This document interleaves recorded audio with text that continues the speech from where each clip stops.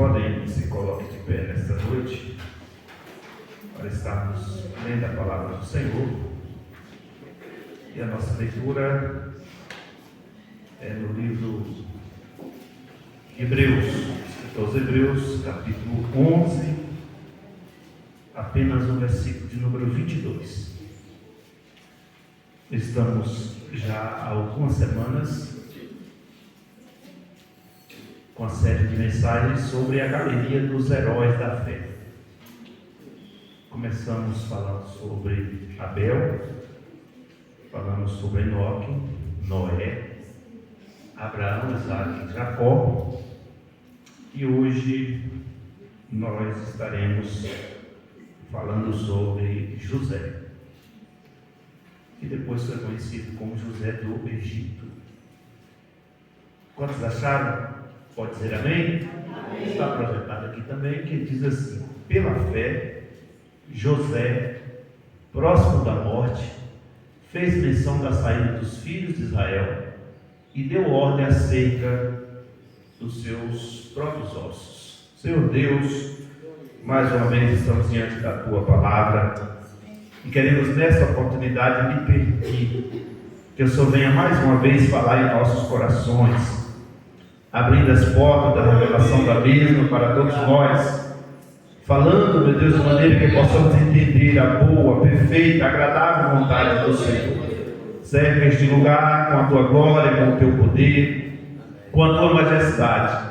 Também repreenda toda distração, toda retaliação do inimigo, toda força contrária. E que cada um de nós que estamos aqui, aqueles que nos assistem, possam, meu Deus, querido, receber a Tua palavra em nome de Jesus. Amém. Poder sentar, meus irmãos? Quero aqui dar um alô para os irmãos, amigos que nos assistem pelo canal da Igreja TV APA. Meus irmãos, nós estamos falando há alguns dias sobre a galeria dos heróis da fé. E para nós, cada semana, cada personagem bíblico que nós falamos sobre ele é um aprendizado, é algo de lições espirituais que nós tiramos da parte de Deus. Nós entramos aqui na galeria dos patriarcas, nós falamos aqui sobre esse triângulo que eu chamo de Deus, ou esse tripé de Deus, que é o Deus de Abraão, o Deus de Isaac e o Deus de Jacó. Nós vamos começar agora a falar sobre a descendência dessa tríade, ou desse tripé da parte de Deus, a qual Deus escolheu para formar o seu povo, que são considerados o povo hebreu, aquele povo que Deus escolheu para chamá-lo de seu. Esse é o meu povo, a qual, quando nós falamos sobre a fé de Abraão, que foi o primeiro a qual Deus chamou em Gênesis 12, depois nós falamos sobre a fé de Jacó, o seu filho, ou melhor dizendo, de Isaac, o seu filho, e de Jacó, que foi o seu neto. E todos eles passaram por situações difíceis. Primeiro que as suas esposas eram todas elas estéreis. A esposa de Abraão, Sarai, estéril. A esposa de Isaac, Rebeca, estéril. A esposa de Jacó, também estéril, porque ele casa com uma e é recebida a outra. Aquele foi recebido não era estéril, mas a mulher do seu coração, Raquel, ela era estéril.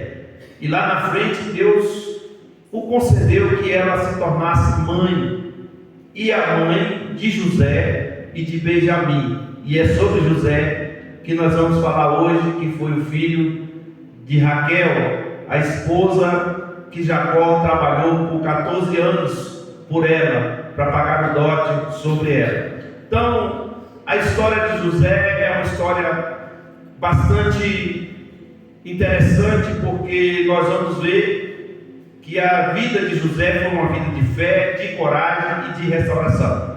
Se nós fôssemos colocar um tema sobre esta mensagem, seria José, uma vida de fé, coragem e restauração. A vida de José não foi fácil, porque José nasce num lar bastante complicado. O pai de José tinha 2 esposas e mais 2 concubinas ou 2 servas que geravam filhos. Uma serva de Lia ou Leia, que pode se chamar ela Lia ou Leia, não tem problema nenhum, e outra serva de Raquel. Essas servas também foram para gerar filhos. E Raquel, por ser uma mulher estéril, ela lá na frente, Deus vai conceder a ela a gerar filhos. E José é o filho da velhice do seu pai Jacó. José teve um outro irmão, por nome Benjamim, que no seu nascimento a sua mãe morre. E a gente percebe que José nasce desse conflito. Ele era o penúltimo filho de Jacó, ou de Jacó. E Jacó, ele teve 12 filhos homens e uma filha mulher com o nome de Diná. E a gente percebe que nessa trajetória toda, os filhos não eram apenas de um relacionamento, mas de 4 mães diferentes. E José, por ser o mais novo, era o filho da promessa ou do coração de Jacó. Era aquele filho que ele lutou para ter com a mulher que ele amava, porque os irmãos conhecem a história que quando ele foi casar, trabalhou 7 anos por Raquel, e na noite de núpcia, quando ele recebe no seu quarto, ele recebe Lia. E a gente percebe que no outro dia, quando amanhece, ele percebe que ele foi enganado. Ele vai atrás do seu sogro, ele diz: aqui na minha terra a gente casa mais velha primeiro, para depois a gente casar mais nova. Aí ele contesta aquele casamento, mas o sogro diz: se você quiser trabalhar mais 7 anos, você vai ter a mulher do seu coração, a mulher que você ama. E do jeito que a história de Jacó, como eu falei na outra semana, que foi uma vida de enganação, de usurpação, lá na frente ele paga um preço também, que é enganado pelo seu sogro, perseguido pelo seu sogro. Mas a trajetória dele foi uma trajetória de mudança, quando ele tem um encontro com seu irmão Esaú. E quando ele tem um encontro com Deus no Val de Jabó, que ele vê a escada do céu, o anjo subindo, o anjo descendo, e ele faz ali um pacto, uma aliança com Deus, e diz: se o Senhor for comigo, se eu não morrer, se o Senhor fazer tudo certinho, eu vou fazer tudo certo também, você dizimista. E Deus proporciona a ele um encontro, e nesse encontro é um encontro de restauração. Mas tudo isso, tudo que ele plantou, tudo que ele semeou, ele colheu também na casa do seu sogro. Mas aqui vem o seu casamento, e o casamento não foi o casamento do jeito que ele queria. Ele trabalha 14 anos pela mulher que ele amava. Mas essa primeira esposa que ele casou, ele não poderia devolver, porque era uma tradição, então ele gera filhos com ela. Também ela, para ajudar a geração de Jacó, ela permite que uma das suas servas também gere filhos. A outra esposa, para não deixar para trás, também dá uma serva. E as 2 servas, uma se chamava Bila e outra se chamava Silpa. E elas geraram filhos também de Jacó. E nessa trajetória, irmão, dessas 4 mulheres, nascem 13 filhos. E a gente percebe que José vai nascer já na velhice de Jacó. Só que José é o filho do coração, é o filho que Jacó amava. Jacó manda fazer uma túnica de 4 cores para José. E para quem não sabe, irmãos, aquela túnica de 4 cores representava um legado, representava que o pai estava demonstrando para aqueles outros filhos que quem ia seguir o legado do pai era aquele filho. Só que José não era o filho mais velho. Geralmente os pais faziam isso e davam ao filho mais velho, para que aquele filho mais velho fosse responsável, quando o pai morresse, de dar seguimento àquela geração. E isso causa ódio no coração dos seus irmãos, isso causa inveja no coração dos irmãos. E a Bíblia diz que José era aquele menino, um garoto apenas de 17 anos, que tudo que os irmãos faziam de errado, ele chegava para o pai e contava. José para os irmãos era uma espécie, hoje na linguagem do X9, o dedo duro, que contava tudo para os pais. Isso gera mais ódio ainda. E o pai ainda faz uma túnica de 4 cores para esse menino, dando para ele um legado, dando para ele uma autoridade, e simbolicamente está dizendo: tu vai ser o meu sucessor, tu vai ser aquele que vai me substituir. Mas mal sabia seus irmãos que Deus já estava no controle de toda a situação. Agora acontece que os seus irmãos vão para o campo, José também está lá, e causa ali uma reunião para decidir o que iria fazer com José. E alguns deles falaram: olha, nós vamos matar ele. Os outros: não, nós vamos jogar ele dentro de uma cova. Outro diz: não, nós não vamos matá-lo, nós vamos vendê-lo como escravo. E aí nós vamos enganar o nosso pai, nós vamos pegar um animal, vamos matar, vamos levar a túnica deles, manchada de sangue, e o nosso pai vai entender que o nosso irmão está morto. E os irmãos conhecem a história, que esse foi o primeiro passo da vida, da trajetória de José para chegar até onde ele chegou. Ele é colocado dentro de uma cisterna ou de um poço, e nesse poço ele coloca para ficar preso ali. E eles aguardam as caravanas que passavam para o Egito, e as caravanas dos ismaelitas que passam ali eram uma espécie de pessoas que trabalhavam com especiarias da época, tinha contato direto com os palácios, e aquela caravana vai passando, eles vendem José por 20 moedas de prata. Irmãos, um escravo na época era vendido por 30 moedas de prata. Eles estavam dizendo que José não tinha tanta importância para eles, e venderam por um preço bem barato, insignificante, dizendo para todo mundo: José não vale muita coisa, José não vale o preço de um escravo, nós vamos vender ele muito barato. E assim acontece. Eles vendem José é levado para um mercado de escravos, para os irmãos entenderem que nessa época as pessoas que eram levadas como escrava, eles, quando era vendido, ele era propriedade exclusiva daquela casa, daquela família.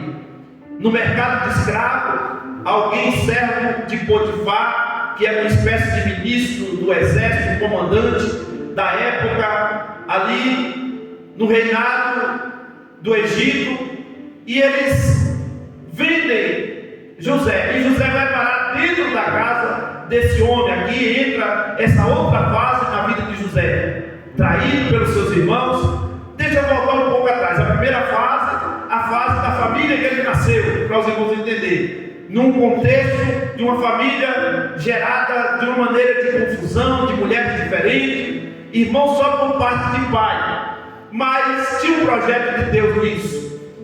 Jacó tinha um projeto de Deus, porque Jacó era descendente de Isaac, Isaac era descendente de Abraão. Então tem uma bênção de Deus, porque Deus diz: a sua descendência, Abraão, vai ser abençoada, os seus filhos vão ser abençoados, a sua geração vai ser abençoada. Então tinha uma bênção da paternidade da parte de Abraão sobre cada um deles. Mas a vida de Jacó não foi uma vida fácil, uma vida toda de contraditórios. E aqui, esses filhos nascem nesse ambiente. Acontece essa venda dele como escravo pelos seus irmãos. Ele vai parar no mercado de escravos. Nesse mercado de escravos, alguém olha para José e vê José uma pessoa que aquele comandante estava precisando para sua casa, porque os escravos eram escolhidos pelas suas qualidades. Só que José não tinha qualidade específica, foi vendido muito barato. Mas alguém olha para José e fala assim: esse escravo tem o perfil que o meu servo, ou o meu senhor, melhor dizendo, está precisando. Os irmãos conhecem essa outra história de José. É levado para a casa de Potifar, é colocado ali como servo, e não foi um servo qualquer, foi um servo que cuidava da sua casa, uma espécie de mordomo. Para quem não sabe, o mordomo tomava conta de tudo na casa. Para os irmãos entenderem, o mordomo abaixo do dono da casa era quem mandava de tudo, era quem organizava tudo para o seu senhor. Então José se torna alguém de confiança. Por quê? Depois vocês leiam lá em Gênesis, no capítulo 37, 38, 39, 40, você vai perceber essas histórias. E você vai perceber que José, aonde colocava a mão, prosperava. Aonde que José ia fazer, as coisas davam certo. E alguém olha e fala assim: esse menino é um menino próspero, esse homem é um homem próspero. Então tudo que ele fizer, ele está com uma prosperidade na sua vida. Então eu vou colocá-lo ele em lugares estratégicos. E José foi colocado em lugares estratégicos. Essa é a outra fase da vida de José. E nós percebemos que, de filho amado, odiado pelos seus irmãos, ele, antes de tudo isso, José, mesmo com 17 anos, começa a ter sonhos. E esses sonhos causam inveja no coração dos seus irmãos, porque ele sonha com um feixe, os outros 11 feixes se levantando e se prostrando diante dele. Ele sonha com o sol e a lua também se prostrando diante dele. E os irmãos entendem o sonho.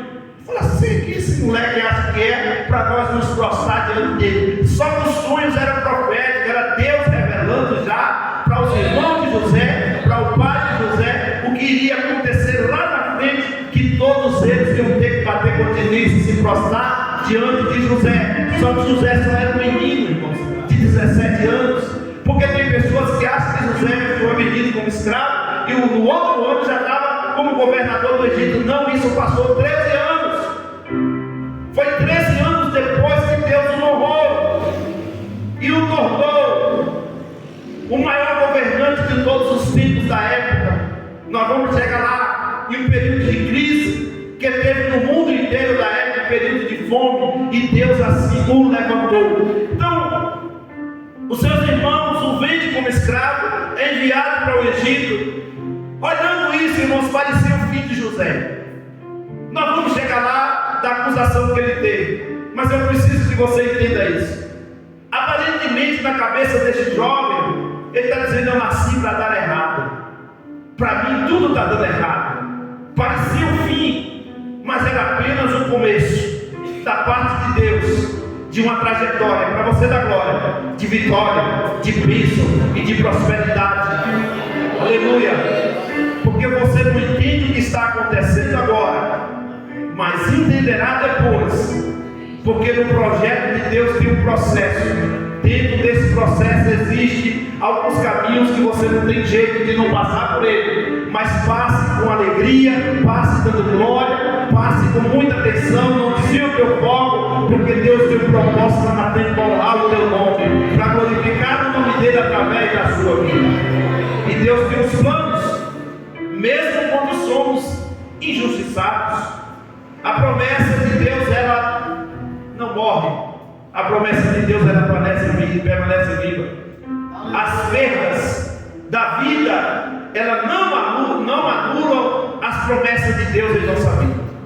Porque tem gente que quando começa a dar errado ou começa a perder alguma coisa, alguém pode até olhar: está em pecado, está dando tudo errado porque errou. O que José tinha feito? Só recebeu uma capa do pai? Só recebeu algo do pai que estava dizendo: tu vai ser o meu sucessor. É através de você que você vai ser o provedor da família. Só que aquilo era profético, irmão. Jacó não estava errado. Jacó era a liderança da família. E alguém poderia dizer: não, mas tinha que ser o mais velho. Mas Deus estava dizendo para Jacó: não vai ser o mais velho, vai ser José. Ele que vai ser o provedor da família. Ele que vai ser o provedor da nossa geração. Aleluia. Tudo profeticamente, tudo colocado dentro dos planos de Deus, no cronograma dos céus. Mas entender isso não é fácil, irmãos. Passar por esse processo sem Deus explicar, sem Deus falar nada. Não aparecia ninguém para falar assim para José: eis que eu te digo, meu servo, fica tranquilo, não temas, eu sou contigo. Imagine só o coração desse jovem com apenas 17 anos. Ele escuta toda a conversa com seus irmãos dizendo: olha, ele não vale 30 moedas não, vou vender por 20 meses. Olha, nós vamos pegar a túnica dele, vamos manchar de sangue e vamos levar para o nosso pai.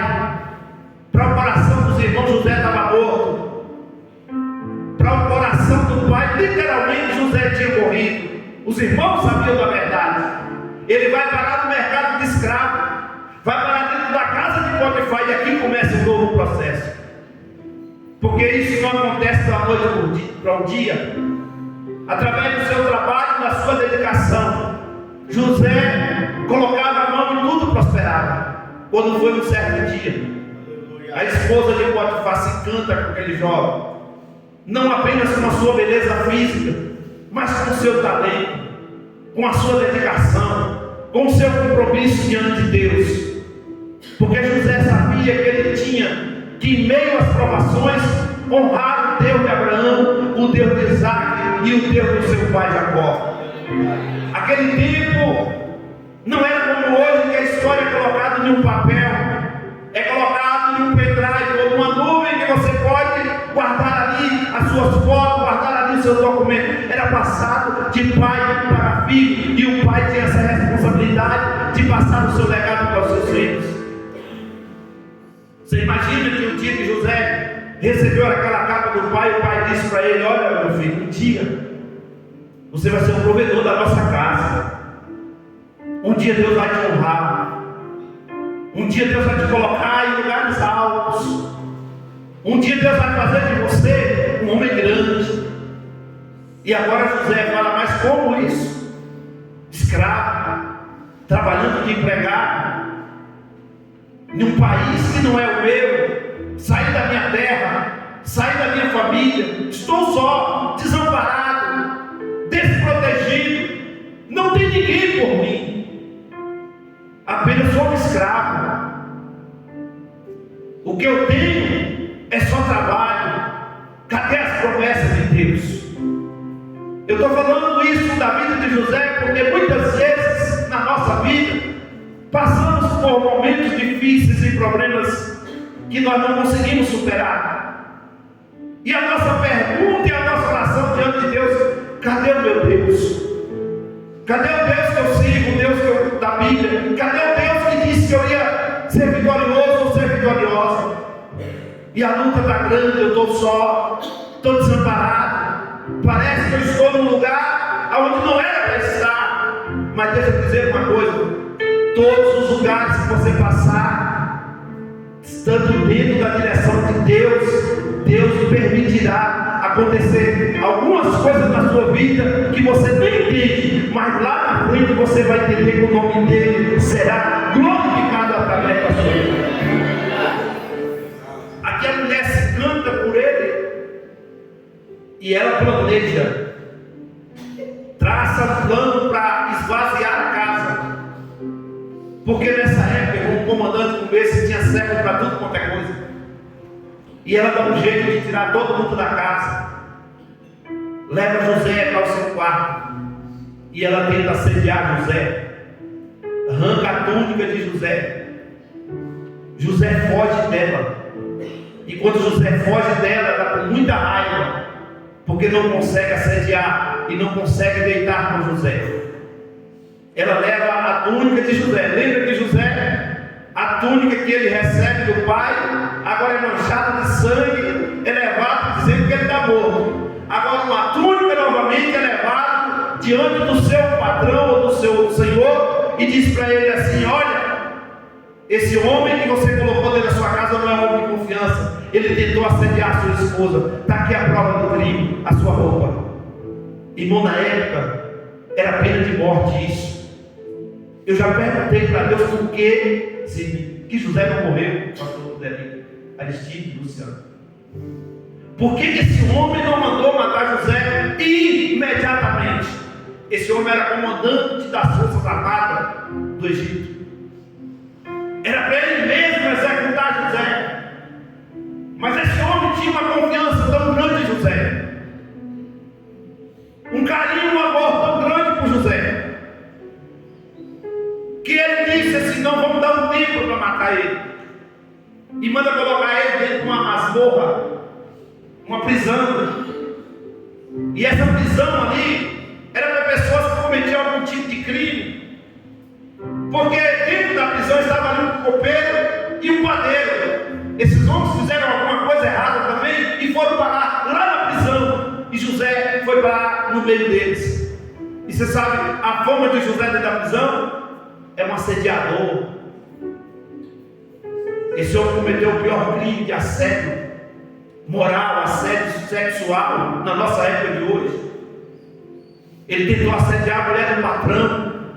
Ele vai morrer primeiro do que nós, porque a Bíblia não fala do crime do padeiro nem do copeiro, que com certeza trabalhava também no palácio ou na casa de algum general. Mas José vai parar lá dentro. E você sabe quanto tempo José ficou na prisão? 2 anos. E chega ao fim da prisão do padeiro e do copeiro. E os irmãos conhecem muito bem a história, que eles sonharam também dentro da prisão. E José era um interpretador de sonho. E José interpretou o sonho do copeiro e do padeiro. E José pede para eles assim: olha, lembra de mim quando vocês chegarem lá, fala de mim. Me ajude em alguma coisa. Diga para eles que eu não devo nada, que eu sou o homem de Deus. Mas a Bíblia diz que o copeiro, padeiro, esqueceu de José. Irmão, parece uma coisa você ajudar alguém, e na hora que você precisa daquela pessoa, a pessoa esquece de você, não te ajuda, e você fica chateado com aquela pessoa, mas não entende que o propósito de Deus não é usar aquela pessoa, é usar outras pessoas para o nome dele ser glorificado na sua vida. Se José é lembrado pelo copeiro, quando ele sair de lá mal, ele ia lavar prato na cozinha, irmãos. Mas Deus, o projeto de Deus era para José ser governador, administrador de um terreno, ser um homem, como o rei disse: ó, abaixo de mim aqui não tem ninguém maior do que você. Aleluia. E vamos lá. Eu anotei muita coisa aqui, mas talvez eu não vou falar nada do que eu anotei, porque Deus está me levando para um outro caminho na mensagem. Mas deixa eu te dizer uma coisa: existem lugares, existe propósito de Deus, existem situações que eu e você vai ter que passar. Não recue, porque esses caminhos que você vai ter que passar tem o que e o porquê e o pra quê. Tem a mão de Deus, tem um projeto de Deus, tem algo de Deus. Não condene ninguém, não fique triste que ninguém te ajudou, não, fique em paz, porque Deus na hora certa, no momento certo, vai levantar pessoas para estender as mãos para você.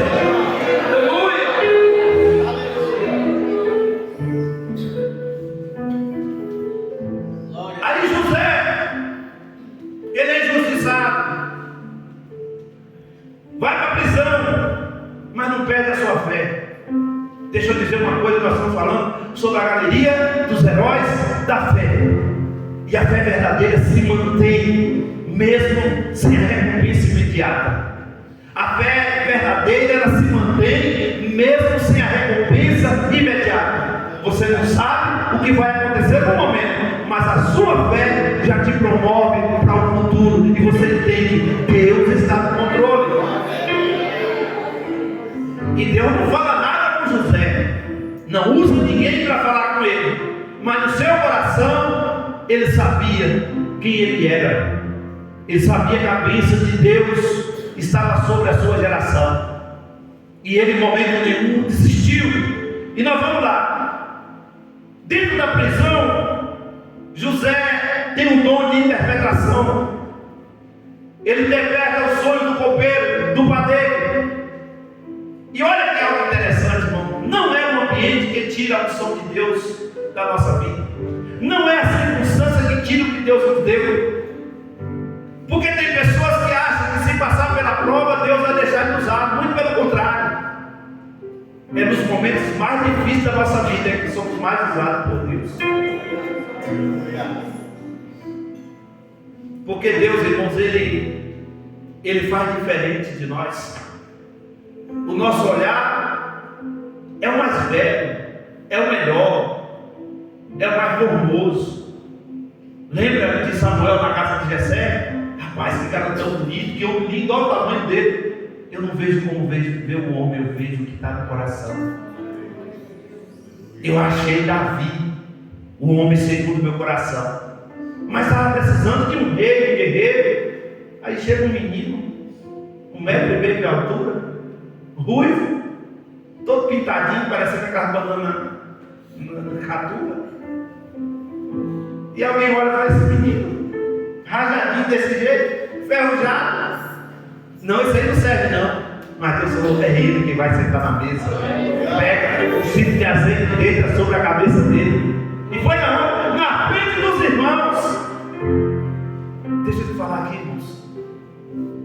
Os maiores problemas que você enfrenta é em casa. É no meio dos irmãos. Eu falo isso de família, eu falo isso de igreja. Eu falo isso de amigos. Porque alguém que fala de você que você nem conhece, você nem liga, irmão. Você só fala assim, quem é esse circunciso? Agora, se Deus permite, irmãos, os nossos irmãos, alguém se levanta, alguém fala alguma coisa. Tem hora que é o próprio diabo que usa, tem hora que Deus permite. Não é assim? Tem hora que o próprio Deus permite.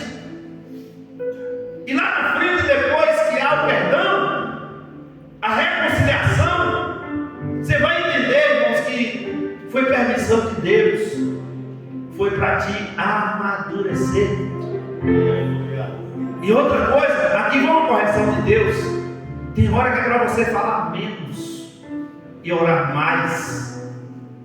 Porque às vezes tem hora que é para você fechar a boca, você abre. E tem hora que é para você abrir a boca, você fica calado. E Deus está dizendo, tem um propósito. Entenda a direção de Deus. E vamos lá, porque senão não dá tempo. José agora, o problema está grande lá fora. O rei, ele tem um sonho e chama tudo quanto é feiticeiro, mago, tudo quanto é praia ruim, e ninguém consegue interpretar o sonho do rei. E o rei falou, vai todo mundo morrer. Se não interpretar o sonho, vai cair no fim da espada. Eu pago vocês, é para isso.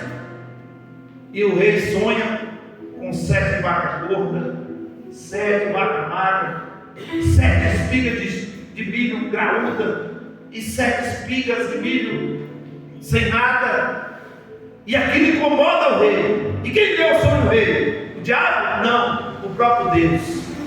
Ué, pastor, mas esse rei não pertencia a Deus. O problema com Deus era José. Deus queria glorificar o nome dele na vida de José. E Deus, quando quer glorificar o nome dele na vida de alguém, Deus usa quem ele quer. Tem uma história que uma irmã orou a Deus, pedindo a Deus que mandasse uma feira na casa dela. Do lado dela tinha um macumbeiro, escuta a oração. Ele vai no supermercado, faz uma feira enorme para essa irmã e pede para os entregadores que quando ela perguntasse quem mandou entregar, para dizer que foi o diabo. E aí a irmã está orando, de repente para a feira na porta da casa e tudo que ela pediu para Deus veio na feira. E ela ajoelha e glória a Deus, e alguém perguntou para ela assim, você não vai perguntar quem mandou não? Ela falou, eu não. Porque quando Deus quer, até o diabo obedece. Deus é assim, irmãos.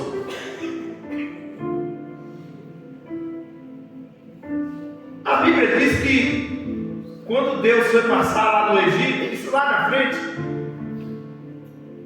para trazer juízo sobre o faraó, porque ele não estava querendo liberar o povo de Deus para sair do Egito, Deus mandou as pragas, 10 pragas, e a última praga foi a morte dos primogênitos. Só que Deus falou, a casa mandou o filho de Israel marcar a casa com o sangue do cordeiro, e a casa que estava marcada com o sangue, Deus falou, eu vou passar com o anjo da morte, e a casa que estiver marcada pelo sangue, o anjo da morte não vai matar, porque até a morte ela só chega na vida daqueles que é marcado por Deus na hora certa, no momento certo. Se Deus marcou a sua vida, vai passar por cima dos problemas, vai passar por cima das enfermidades, vai passar por cima das lutas, vai estar condenado dizendo assim, vai morrer. O médico diz, não tem jeito, mas Deus está dizendo assim, é só um propósito, é só um tempo, vai levantar, vai ter vida, e vida com abundância.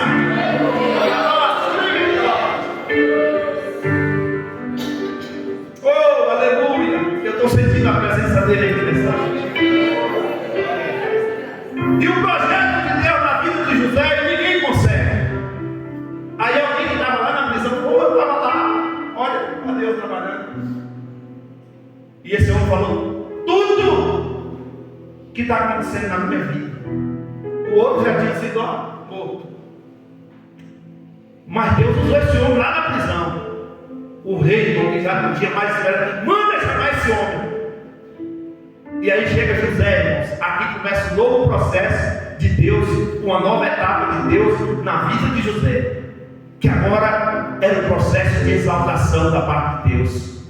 Agora é o processo da mudança de Deus, do cativeiro para o trono, do fracasso para a derrota. Era para você dar glória, porque você pode estar se identificando.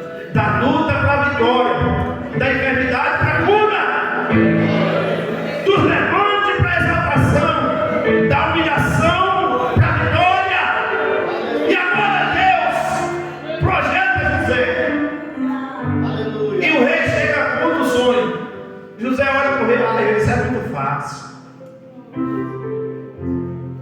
Você vai ter que procurar um homem capaz, um administrador. E José disse assim: alguém que tenha Deus no coração, porque é o Deus que manda a seca, é o Deus que manda a chuva. Eu estou parafraseando. Então tem que ser alguém que tenha o céu. É alguém que entende que de lá é que vem tudo. É de lá é que Deus controla tudo. E se Deus quiser mandar a seca, Ele manda. Mas se Ele quiser mandar a chuva, Ele também manda. Então põe alguém que tenha capacidade. Porque vai vir 7 anos de crise. Mas primeiro vai vir 7 anos de fartura. E nesses 7 anos de fartura, prepara celeiros, estoca alimentos. Porque o mundo vai virar fome. E todo mundo vai vir até o Egito para buscar comida. Mal sabia José que também a sua família iria pegar os animais e iria para lá do Egito para buscar comida. E o rei olha diante de todos os seus especialistas da época, os seus ministros. Eu estou colocando a linguagem de hoje.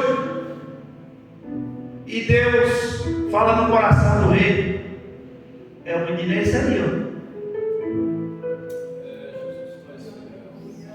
Tem alguém mais sábio do que esse rapaz aqui? Tem alguém com a capacidade que esse homem tem? Tem alguém que tem o Deus dele aqui? Tem não. Então é você. Porque Deus é assim, irmãos. Ele capacita, Ele levanta, Ele tira de lá da masmorra, da prisão. Deus, Ele faz as coisas no tempo certo, na hora certa. E agora José, que tinha roupa de presidiário, agora tem um escritório executivo. Aleluia. Agora José, que era escravo, tem escravos às suas ordens. E a Bíblia diz que ele tinha muitos servos e servas. Agora José manda na economia do Egito. Oh, glória. Porque o rei disse assim: olha José, o anel é meu, a caneta é minha, mas a base da minha palavra aqui é a sua. Oh, glória. Aqui não tem ninguém maior do que você não, José. Você vai dar ordem para o ministro da economia. Você vai dar ordem para o ministro da fazenda. Você vai dar ordem para o ministro do meio ambiente, porque vai ter que plantar. E alguém vai dizer: não pode plantar nessa terra aqui não, porque é terra indígena. Vai plantar sim. Não vai plantar aqui, porque é assim. Vai plantar, porque José que mandou plantar. Porque vai vir fome, vai vir crise. Praia, solha, manchole, calabá. Deixa eu dar uma palavra para você nessa noite. Deus, Ele faz a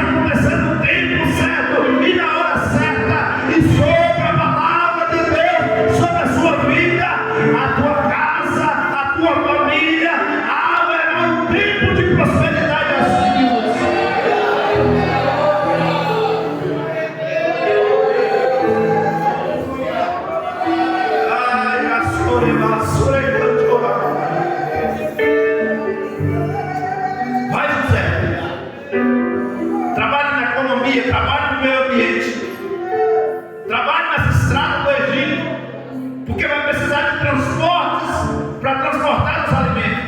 Compre terras, compre muitas terras, mande muita coisa. E o Egito se tornou a maior potência do mundo da época. Os irmãos sabem que nessa época o Egito, depois dessa crise de 7 anos, o Egito se tornou como se fosse hoje os Estados Unidos da América, o país mais forte da época. É claro que a América do Norte não existia, a América do Sul não existia, existia só o Oriente Médio, aquela região da Europa, que lá na frente vai ser habitada. Mas nessa época o Egito se tornou o centro do mundo. E o propósito de Deus, porque Deus tinha falado para Abraão que o povo dele ia ser escravizado por 400 anos. Então Deus estava preparando o caminho para o povo, através de quem? José. Eu vou dizer uma coisa para os irmãos aqui que talvez você nunca ouviu um pregador falar. Mas dentro da história patriarcal, irmão, José foi um dos maiores que Deus levantou. Por quê?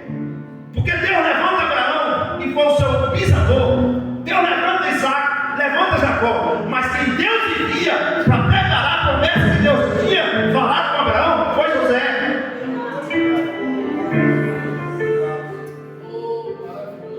Porque José, quando vai para o Egito, vai como escravo.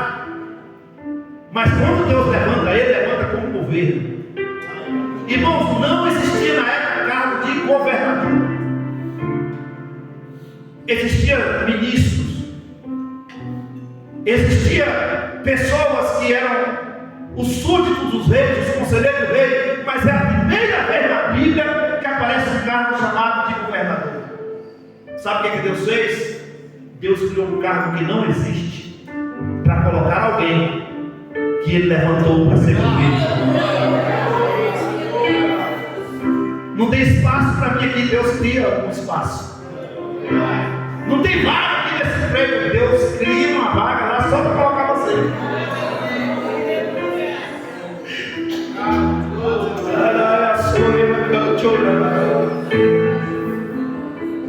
Você é muito pequeno, você não vai chegar a lugar nenhum. Deus fala, eu vou criar uma oportunidade. E se precisar, Deus levanta um gigante. Se precisar, Deus permite um fornalho. Se precisar, Deus permite uma cova. Se precisar, Deus permite uma cruz.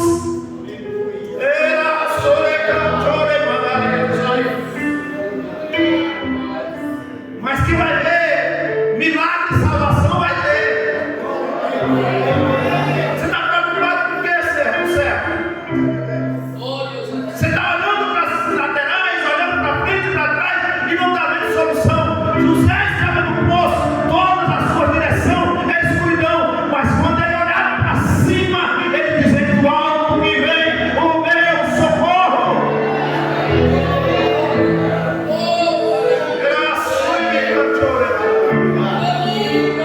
Eu estou sentindo Deus aqui nessa noite, porque Deus está falando ao meu espírito aqui que Ele está criando circunstâncias, Ele está criando oportunidades.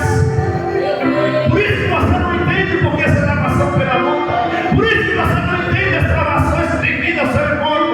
Deus está projetando um novo tempo na sua vida, Deus está projetando uma nova etapa, e assim que diz o Senhor, através da sua palavra, meu filho, minha filha, Deus está criando oportunidades para o nome dele ser glorificado na sua vida. Se você ainda acredita em profecia, sendo liberado pela palavra, levante a sua mão e adore ao Senhor nessa noite.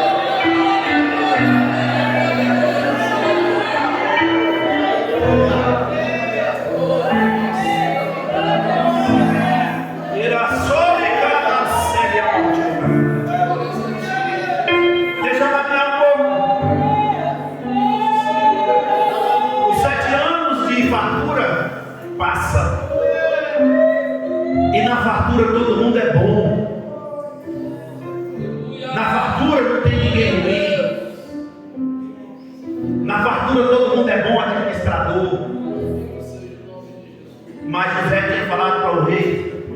escassez que o administrador vai ter que ser bom.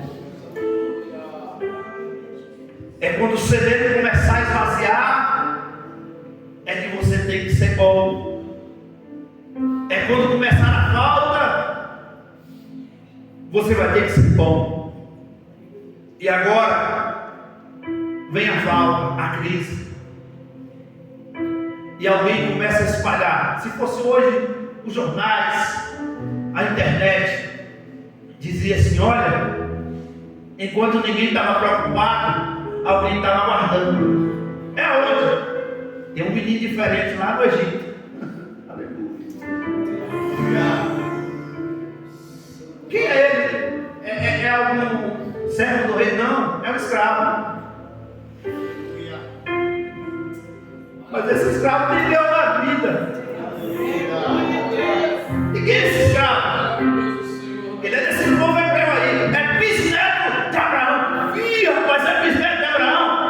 Então tem a bênção de Deus, que eu já vi falar que esse homem, na onde abençoasse o povo dele, seria abençoado. E quem amaldiçoasse, seria amaldiçoado. Então realmente, esse homem tem a bênção de Deus na vida.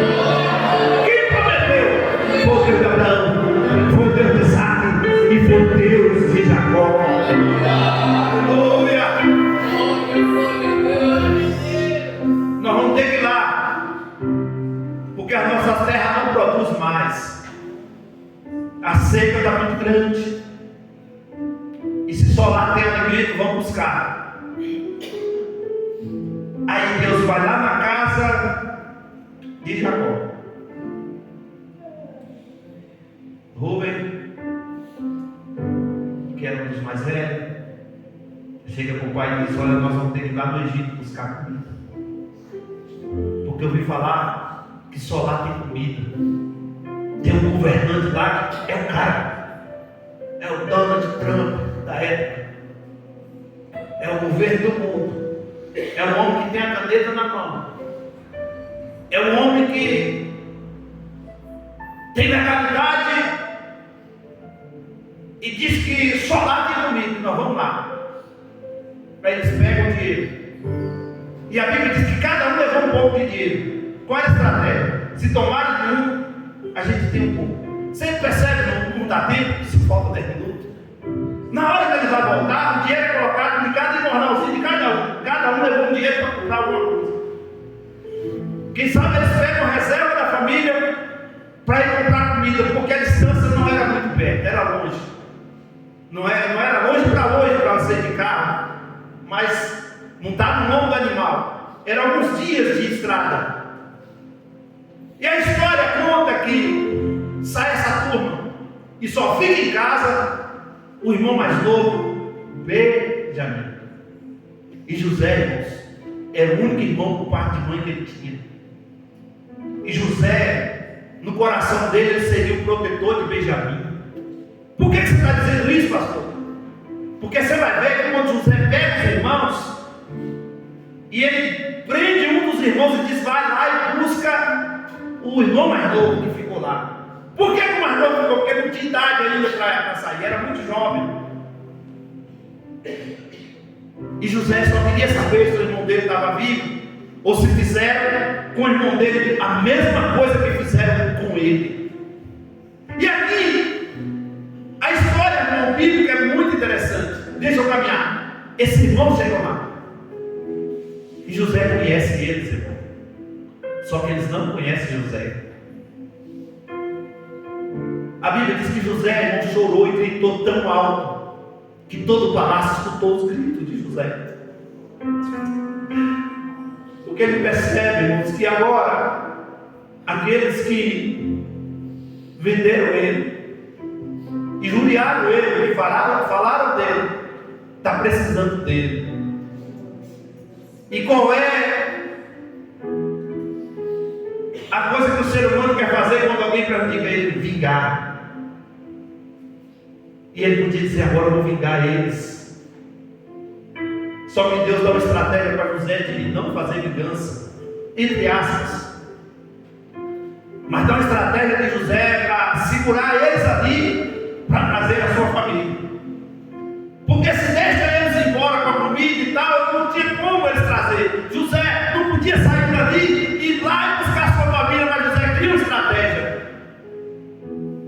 E qual foi a estratégia? José pega uma taça, banhada a ouro, e que tinha as suas iniciais, coloca no meio da alimentação, pega o dinheiro de volta e coloca.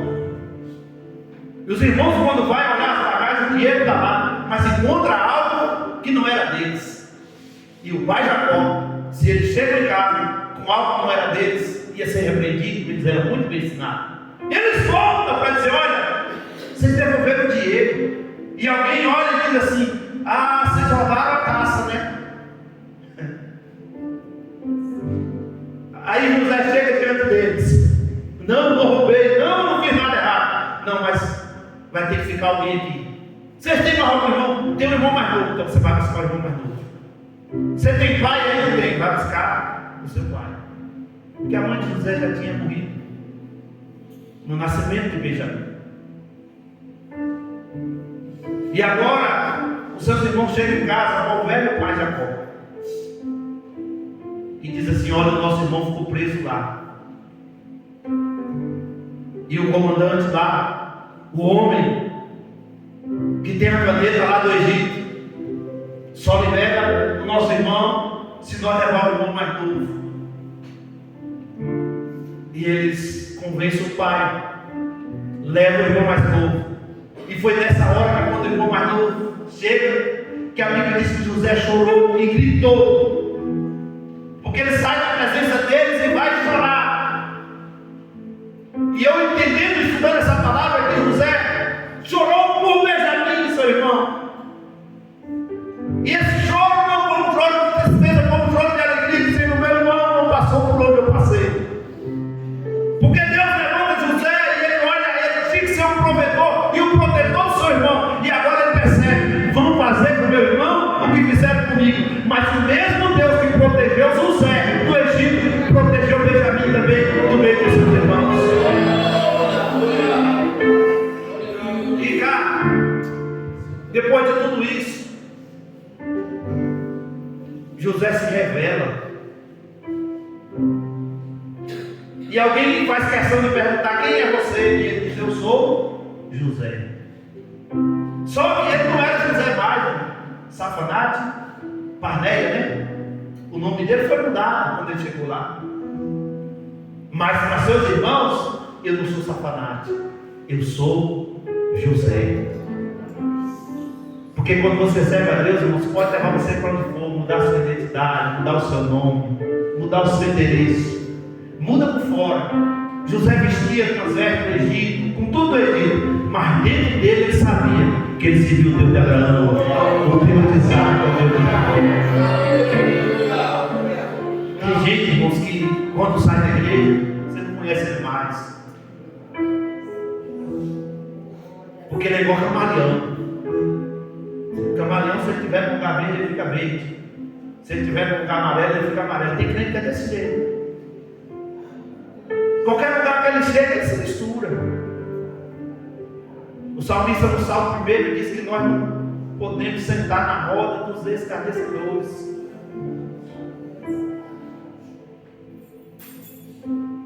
E mudaram tudo de José, mas não mudaram o que ele era por dentro. E José faz uma coisa que todos nós deveríamos fazer, que é liberar o perdão. Porque quando você libera o perdão, você cura você e não o outro. Quem precisava de cura eram os irmãos de José.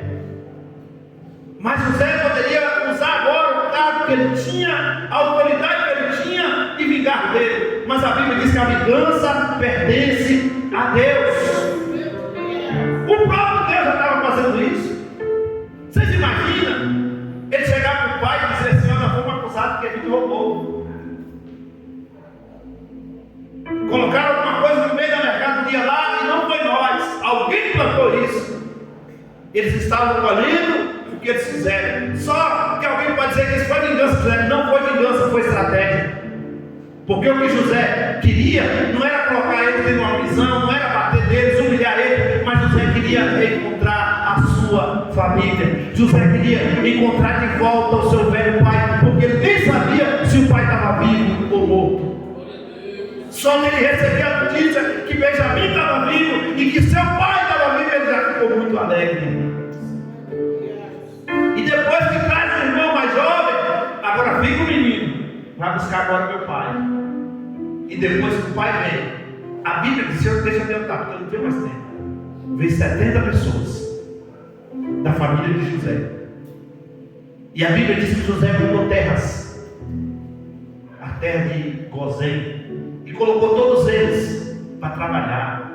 A bênção de Deus estava sobre ele. Alguém pode falar lá na frente, mas por que esse povo que chegou com 70 pessoas e José casa com uma egípcia, tem 2 filhos, tem uma geração também, mas você vai ver que essa geração de Jacó que vai para o Egito, ele se tornou aquele povo grandioso que saiu lá na frente com mais de 2 milhões de pessoas.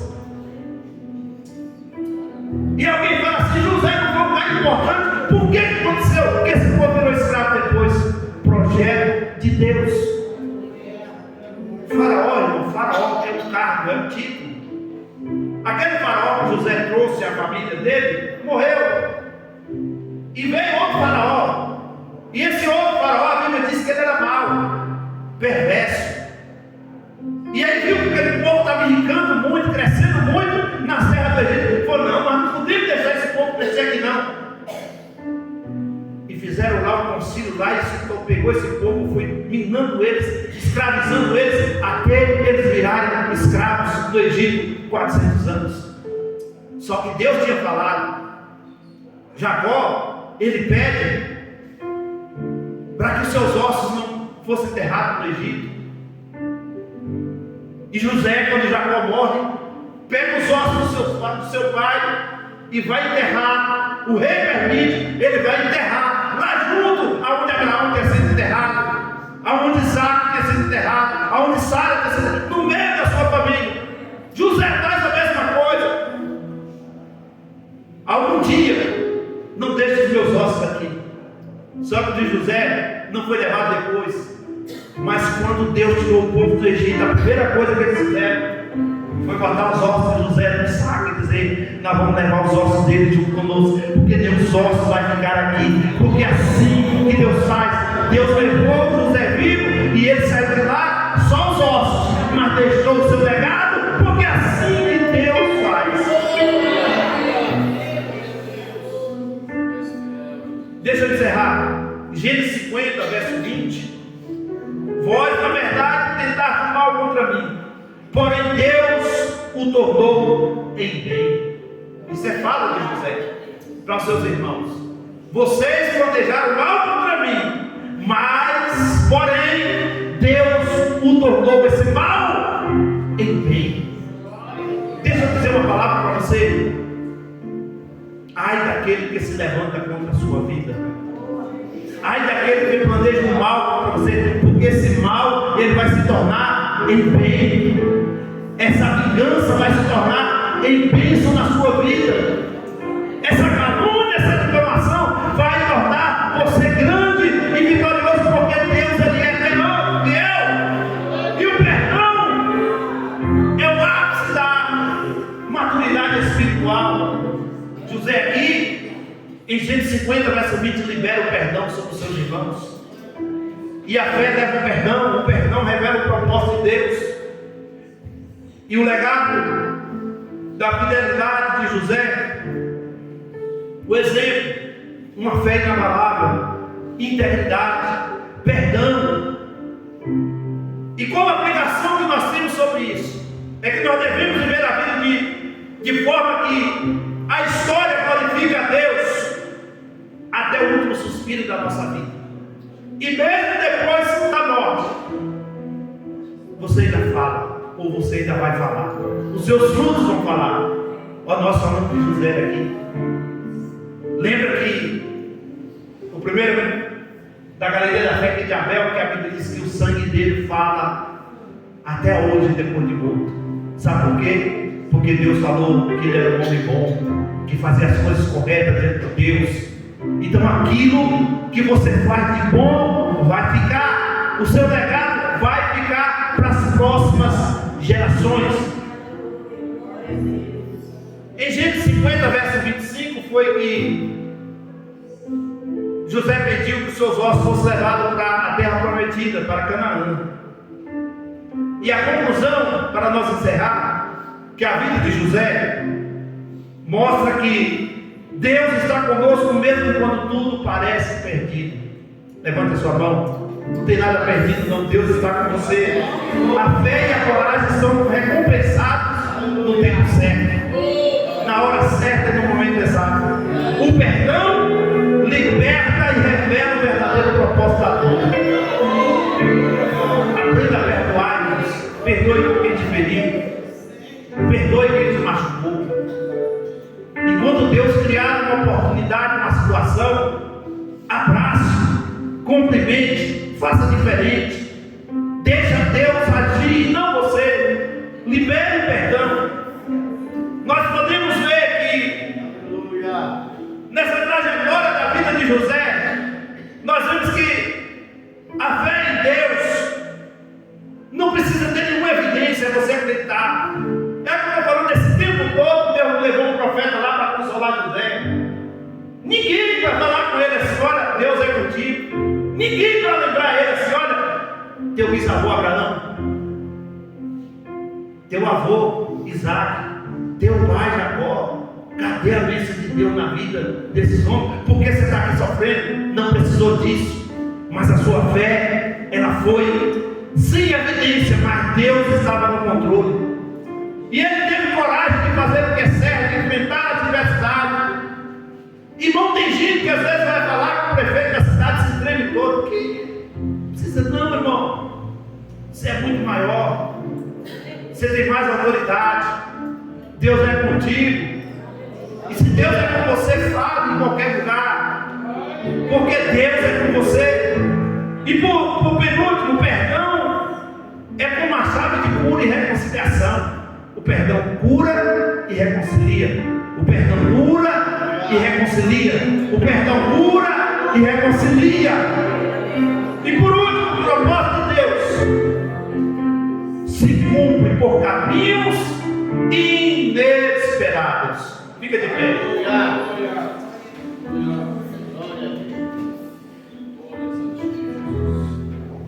Porque Deus, Ele traça planos, caminhos que você não entende. Mas você vai chegar lá. Você vai chegar no propósito de Deus.